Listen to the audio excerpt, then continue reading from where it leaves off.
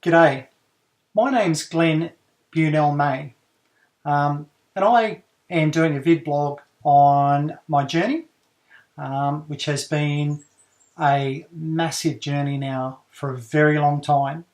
But what I want to do is I want to just concentrate on the last 12 months. The last 12 months of my journey have been quite profound.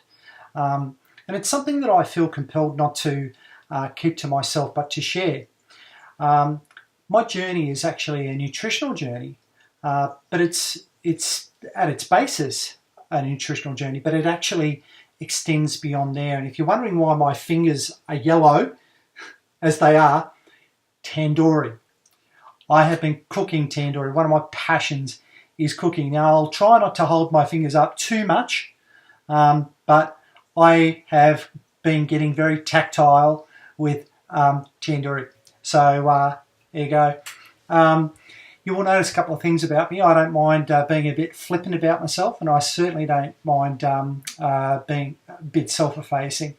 But one of the things that I wanted to do is I wanted to talk about, as I said, that journey that I've been in for the last, a little bit in excess of 12 months, and it's been a nutritional one. In about November 2016, I went off to my annual leave. I was in the Air Force. You couldn't half tell that with the aeroplanes everywhere. I was in the Air Force for 25 years, and what I decided to do was to go away on holidays in 2016, to enjoy my family, to sort of leave the hardships of the last year, and really enjoy the Christmas New Year break. And so that's exactly what I did. I went away and I enjoyed my leave and had a great time. Now, I have a really great mate, and his name is Grant. And Grant and I really connected on a very deep level. We have very similar personalities. We're both extrovert and gregarious types of characters. We were both sort of lower senior officers in the Air Force, and he and I had similar passions, in particular food, unfortunately, and he has a particular passion for whiskey, and he most certainly educated me on his passion. Through our relationship, I learned to trust Grant, and I also learned that Grant and I had not just those passions in common, but we had health issues in common.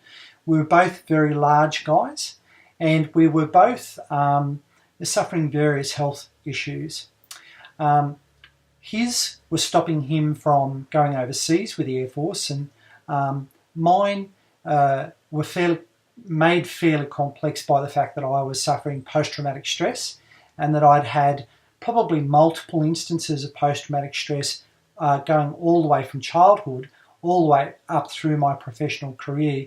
I was able to manage my post-traumatic stress, and I was able to understand it, and to really, through my attitude, my own personality disposition, and my own emotional disposition, I was able to manage it quite well, really well, which is probably another blog for another time. But Grant and I were having health issues. Just a bit of grab bag of those: blood pressure, bad bloods, so high bad cholesterol, low good cholesterol, blood sugars were all over the place. He was pre-diabetes, I was not far off it. My grandmother, in fact, had a really bad history of diabetes, and indeed lost both of her legs as a result of medical complications as a result of diabetes. But it was funny, I'd not really felt like had too much of a problem in terms of that, heart and blood and stuff like that.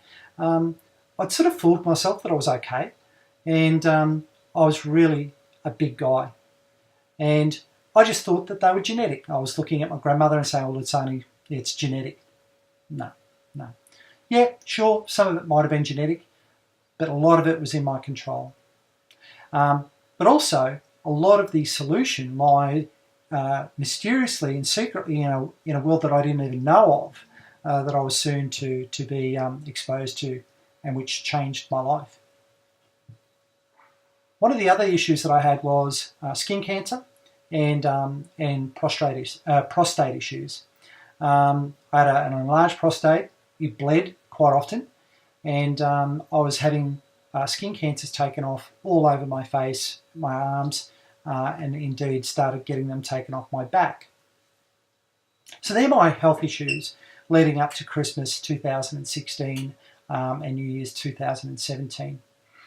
I said goodbye to Grant as he went off on his leave and I went on my leave.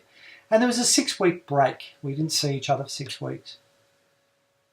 When I returned to work in 2017, I was saying g'day to friends, and we were regaling about our stories of adventures over Christmas and the events and what we did over Chrissy and the New Year break.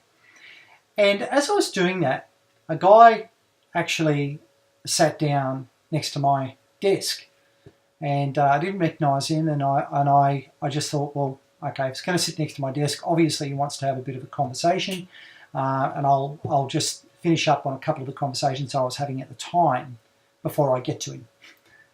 And so I finished up on those conversations. I look around, and it was Grant, this mate of mine, who I knew as well as any other friend.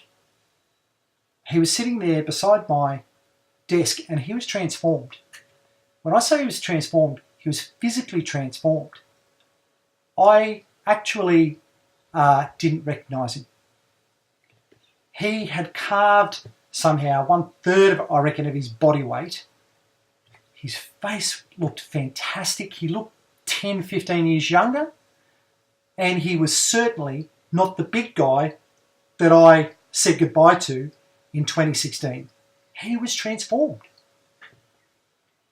Now, at the time, I thought, wow, he's lost that much weight. I hope he's okay.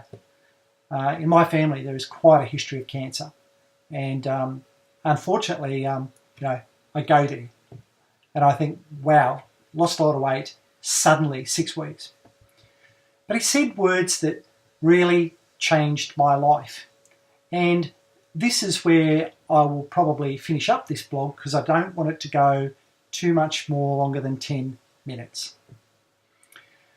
And that was that he said, research keto, ketosis, the science of ketosis. Research keto, ketosis, and then have a look at the ketosis diet, or the keto diet.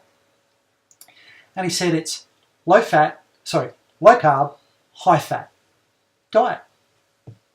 And I said to him, low carb? Yeah, I don't sort of understand that. He explained all the highly carborific foods. He said, I've eradicated most of those. And I thought to myself, my life's over. I cannot live without pasta, without potatoes, with all those carbs. I thought to myself, my God, how am I going to live now? I mean, every day my life revolves around those foods.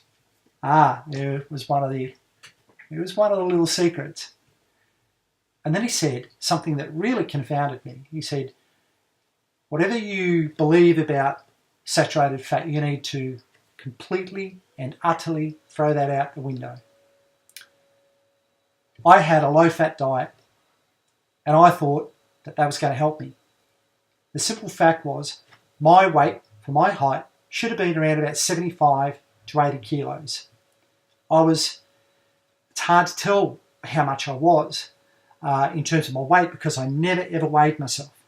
But the last time I weighed myself was 106 kilos, and I was bigger than that. So I put myself at about 110 kilos. I had to be. I've looked at photos, and I'm going to see if I can put some of those photos up on this video.